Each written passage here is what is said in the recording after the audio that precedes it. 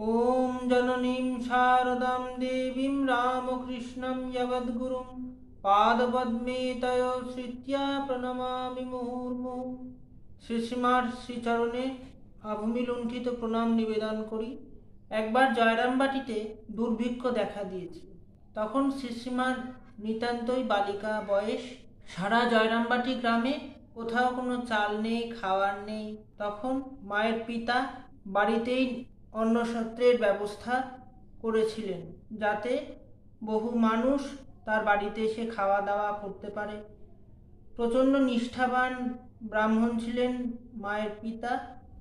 দান ধ্যান পূজার্চনা প্রভৃতি কার্য নিয়ে তিনি থাকতেন। অত্যন্ত সজ্জন মানুষ তিনি। পরের দুঃখে তার হৃদয় সবসময় কেঁদে উঠত।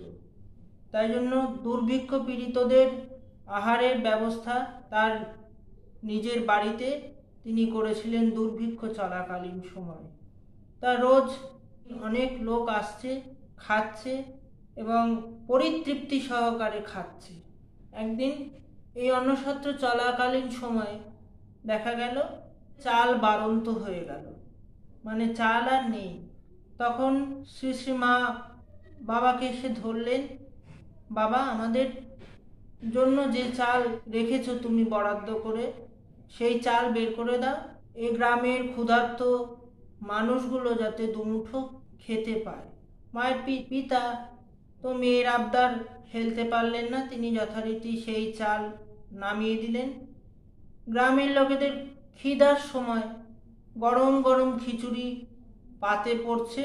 মা পাখার বাতাস করে যাতে ক্ষুধার্ত মানুষ যাতে খেতে পারে খিচুড়ি জুড়িয়ে ঠান্ডা করে দিচ্ছেন।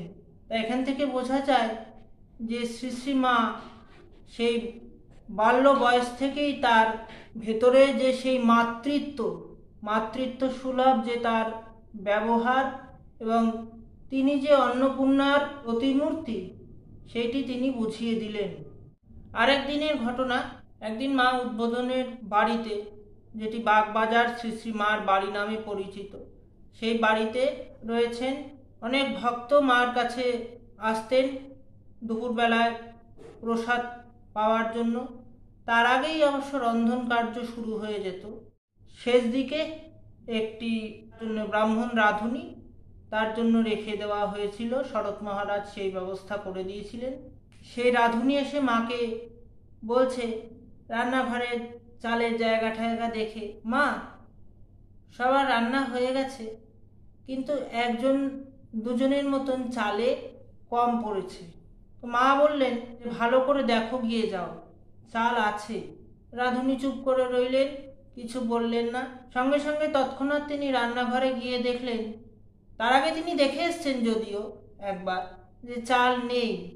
তবুও মা বলছেন যে ভাড়ার ঘরে দেখো, গিয়ে যাও, চাল আছে, তুমি দেখো, দুজনের মতন রান্না হয়ে যাবে অনায়াসে। তো রাঁধুনি এসে বললেন, হ্যাঁ মা, চাল আছে। বলল, যাও। আর মা একটা কথা বললেন না, গিয়ে রান্না বসাও।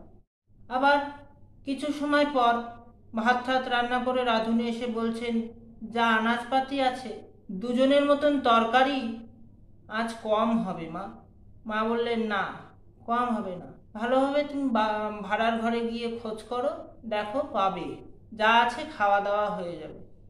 যথারীতি তাই হলো। মার মুখের কথাই সত্যি হলো, কোনো খাওয়ারেই কম পড়েনি। এটি একটি অলৌকিক ঘটনা। তা সেদিন রাঁধুনি পরে যখন মাকে জিজ্ঞাসা করছেন যে, মা, এটা কি করে হলো? আমি তো দেখে এসেছিলাম যে চাল নেই, তরকারি নেই। মা বলছেন, ও হলো কি? মা বুঝতে দিতে চাইলেন না যে তিনিও স্বয়ং অন্নপূর্ণা। বললেন, ও তোমার বুঝে কাজ নেই বাছা, তুমি রান্না করছো, রান্না করো। তা রাঁধুনি সবাইকে রান্না করে দিয়েছে। তারপরে মা পাত পেরে বসিয়ে সবাইকে খাওয়াচ্ছে। খাওয়া দাওয়া শেষ হয়ে যাওয়ার পরে মা বলছেন রাঁধুনিকে, আমার একটি সন্তানও যদি অনাহারে থাকে, আমি থাকতে পারি না। বাস্তবিকই মা ঠাকুরের কাছে প্রার্থনা করতেন যে, ঠাকুর, আর কিছু হোক না হোক, আমার ছেলেরা যারা আপনার নামে বেরিয়েছে, বা আপনার নামে সন্ন্যাস ধর্ম গ্রহণ করেছে তারা যেন না খেয়ে না থাকে, দুটো আলু সিদ্ধ ভাত হলেও যেন তাদের জোটে। তা এই শ্রী শ্রী মা যে স্বয়ং অন্নপূর্ণা, তা তার সেই দিনের আচরণ থেকে আমরা আরও স্পষ্টভাবে বুঝতে পারি যে কিছুই নেই সেদিন ঘরে, মানে উদ্বোধনের বাড়িতে, কিন্তু তবুও চাল তরি তরকারি কোথার থেকে যেন জুটে গেল।